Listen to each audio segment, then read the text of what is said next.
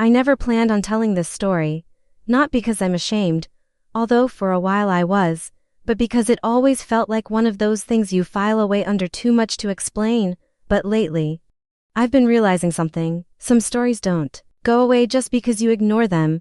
They sit quietly at the back of your mind, tapping, waiting for you to open the door. So here I am, turning the knob. My name is Alana Cruz. I'm 42 years old. I live in the Bronx.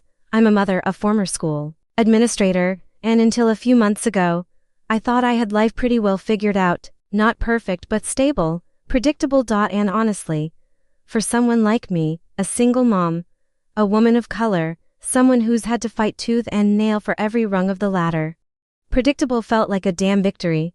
Every weekday, I took the 2 train from Burnside Avenue to East Tremont. I'd grab coffee from the same streetcar. Hector, the guy who ran it, always knew to pour 2 creams, no sugar.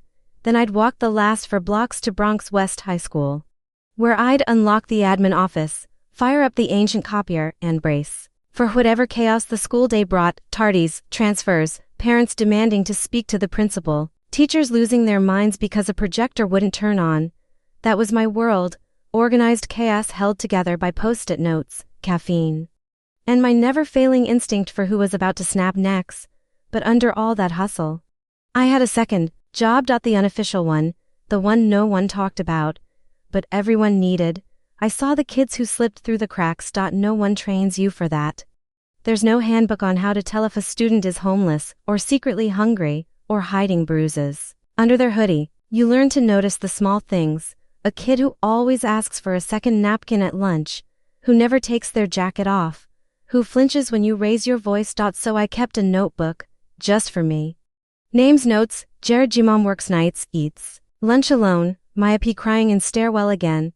Bring her snack tomorrow. It wasn't heroism. It was habit. The way some people water plants. I checked in on these kids. I remembered birthdays. I listened when they had nowhere else to talk. That brings me to Jared Gomez. 17, smart, quiet. Wore the same black hoodie nearly every day. He wasn't loud or dramatic like some of the others, but I noticed how his eyes darted around when people walked past him in the hallway, like he was always bracing for something. He started charging his phone in my office before homeroom. At first it was just silent visits, then little by little he'd stay longer, ask questions about FAFSA, about SUNY schools, about how to write a personal statement when your story feels too painful to put into words. I helped him. Of course I did, because someone had once helped me. Back when I was a scared 17-year-old pregnant girl with no clue what the future held. I never forgot that, and maybe deep down, helping kids like Jared was my way of paying that back. So when I got the text that Monday afternoon, I wasn't surprised. Ms. Alana's the only one here who actually cares. My phone buzzed on the desk. I read it while standing in line at the copy machine, surrounded by a dozen mid-semester biology exams. The message stopped me in my tracks. I stared at the screen for a long second, then typed back. Thank you. Don't give up on yourself. Okay, short, simple. No fuss. I didn't think twice about it. Why would I? In my mind it was just a human moment, a reminder to a kid that someone sees him, that he matters. I had no idea that by the end of that week, that text, that tiny moment of kindness, would be twisted into something else. Something dark, something career-ending. But we'll get to that. For now, I just want you to know who I was. Not some rebel, not some saint. Just a tired woman doing her best in a broken system, and not ready for what came next. The next morning, I could tell something was off before I even made it to my desk.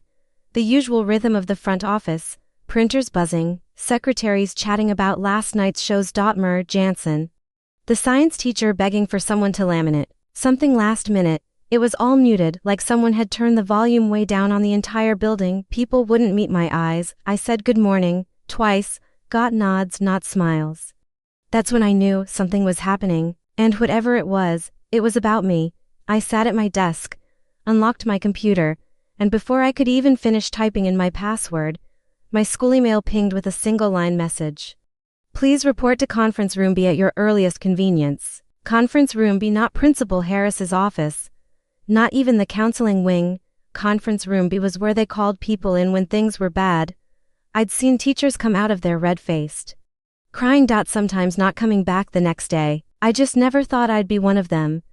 The hallway to the admin wing felt longer than usual. My heart pounded so loud I could hear it in my ears. I passed a few students on the way, Jared included. He waved, gave me a half smile.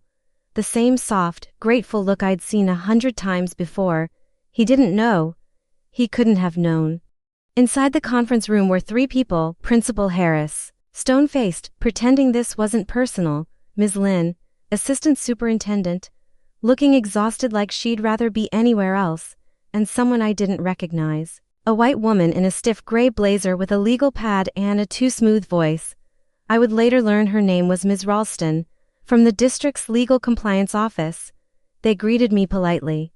They offered me water, which, if you've ever worked in a public school, you know is the universal sign that things are about to get messy. I sat down, and then the blinds in the room were drawn shut. Alana, Principal Harris started, adjusting his tie in a way that told me he was nervous. Thank you for coming in on such short notice.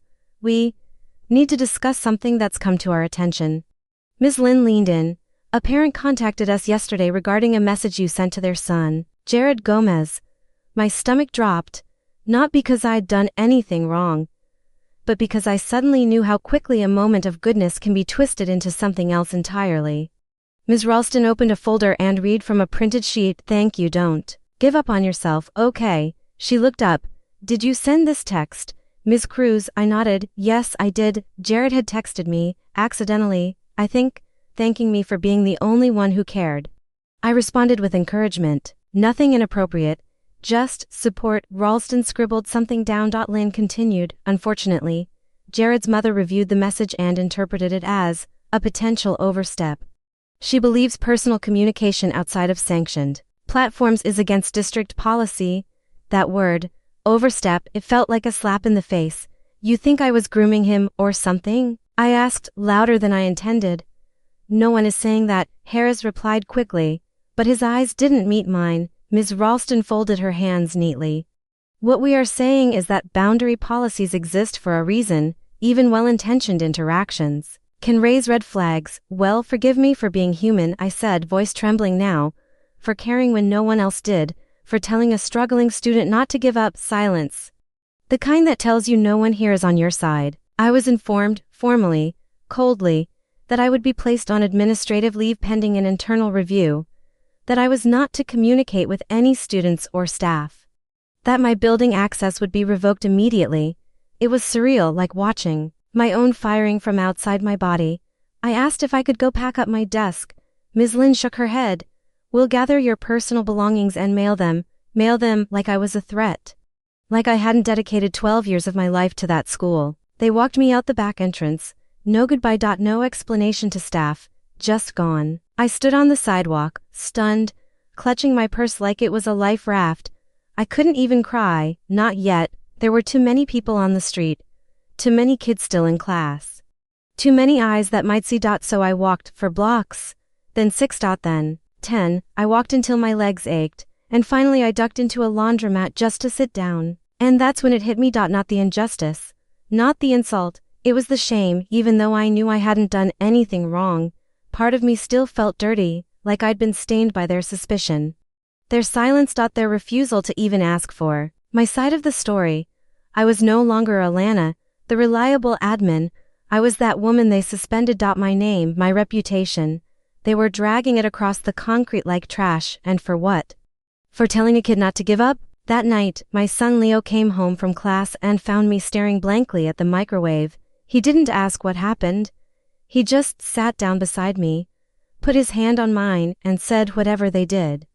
They messed with the wrong woman. I wanted to believe him, but right then, I felt like I had nothing left. It's a strange thing, losing your purpose overnight. For the first few days after I was suspended, I did nothing. Not in the dramatic, movie montage way. I mean literally nothing. I woke up late, sat on the couch in my pajamas, scrolled through my phone like I was searching for some version of my life that hadn't just been deleted. The silence was the worst part. No emails, no texts, no how are you doing from coworkers. I wasn't on medical leave. I wasn't on vacation. I was just gone, like I'd been erased. Even Jared stopped reaching out. I couldn't blame him. He was probably scared. maybe his mom forbade him from speaking to me. Maybe he thought I was angry with him. I wasn't, God, I wasn't, but it didn't matter what I felt anymore. My voice, the one I'd used to comfort students, rally teachers, calm panicked parents, had been stripped from me. I was invisible again. One afternoon, maybe day 6 or 7, I don't even know. I found myself staring at a sketchbook I hadn't touched in over 10 years. It was buried in the closet, beneath a pile of old scarves and umbrellas, a dusty little thing with a cracked leather cover. Inside were pencil drawings from another life, messy portraits, inked flowers. Street corners, coffee cups, faces I'd never finished. I used to draw every night, back before Leo was born. Back before working full-time drained every ounce of energy I had. I used to think I'd be an illustrator, maybe even open a little studio. Then real life happened, and real life doesn't pay in dreams. That evening, Leo came home from class and saw me flipping through the sketchbook. You used to draw all the time, he said, like he'd just unlocked a childhood memory. Yeah, I smiled, half bitter. When rent wasn't a full-time job. He sat across from me at the kitchen table, arms folded. You know what's crazy, he said. You always told me to chase what made me feel alive. Even when I chose art school, you never hesitated. But you've been running from what makes you feel alive for decades. I stared at him. That's different. You're young. No, he said. I'm brave, and you forgot how to be. It wasn't an insult. It was a mirror, and it cut deeper because it came from the one person who knew me better than anyone. That night, I couldn't sleep, not because I was sad, though I was, but because something was stirring, a whisper I hadn't heard in years. It didn't say, go back, it said, start over. And suddenly I remembered something Jared once said to me. We were talking about college applications, and he said, I don't need anyone to save me. I just need someone to remind me I still matter. Those words came back like a slap, because in that moment, I realized there were more kids like Jared, lots more, kids no one was checking on.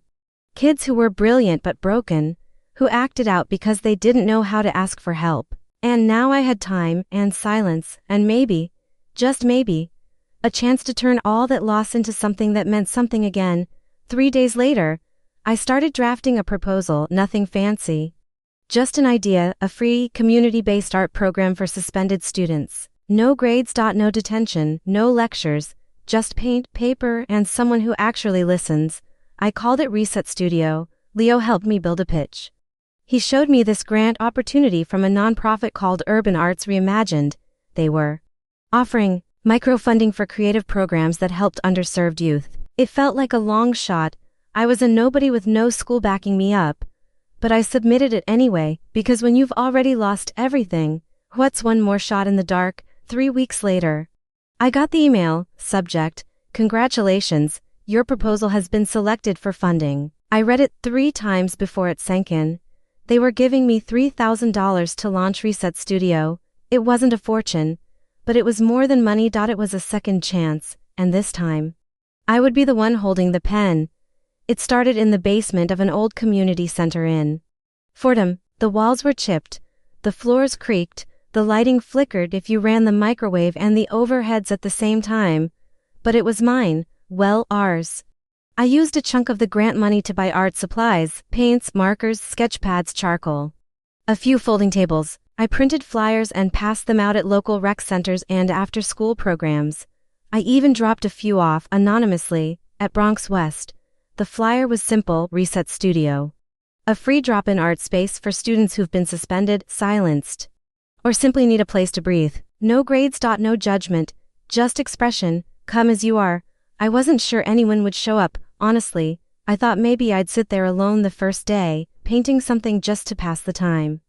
But at 3:08 p.m., the door creaked open, and there was Jared. He stood there awkwardly, hands in his hoodie pockets. I couldn't speak at first. Part of me thought I wasn't allowed to, but he beat me to it. I saw the flyer. He said quietly, I knew it was you. I nodded. I'm sorry about what happened, he said, eyes on the floor. You didn't do anything wrong, I replied. We stood there in that uncomfortable silence for a second, like two people who had survived a storm, but were still soaking wet from it. Then I pointed at the corner of the room. There's a blank canvas with your name on it. He cracked a half smile. I can't paint. You don't have to, I said. You just have to be here. That first week, it was just Jared and me. He came every afternoon, didn't always paint. Sometimes he just sat and doodled or talked about random stuff. Marvel movies, how much he hated math, what kind of college he hoped to go to if he made it through senior year. Week 2, we gained another kid, Layla. A 9th grader suspended for punching a boy who made fun of her stutter.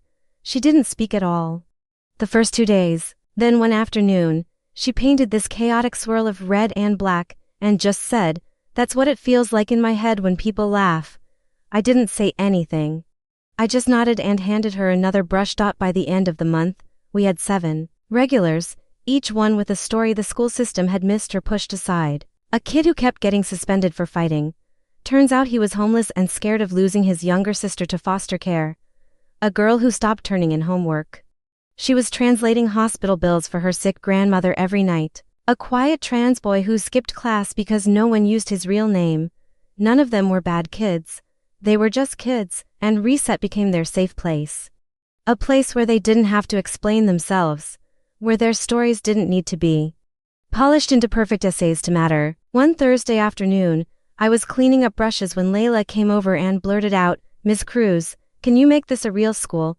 I laughed. "What, like licensed?" "No," she said, "just permanent. Somewhere we can always come." I swallowed hard. I wanted to tell her I'll try, but instead I said, "If you keep showing up, maybe we already are one." That night, as I locked up the studio, I found myself standing outside for a long time, just staring at the hand-painted banner hanging above the door. Reset Studio. It wasn't a big sign. It wasn't fancy, but it was ours. It had come from the ashes of what I thought was the end of everything, and somehow, it had become a beginning. The following Monday, my phone rang. Unknown number. I let it go to voicemail. Something told me to check it right away. It was from the Office of Education Initiatives, City of New York. "Ms. Cruz, we've heard about the work you're doing through Reset Studio. A member of our board visited last week and was deeply moved. We'd like to invite you to present your program for potential expansion across city schools." I froze. It was the same system that had erased me, now asking me to lead something new. And the craziest part, I wasn't angry, not anymore, because the kids I was helping now, they weren't numbers, they weren't files on a desk, they were me, years ago. And for the first time in a long, long time, I wasn't invisible anymore.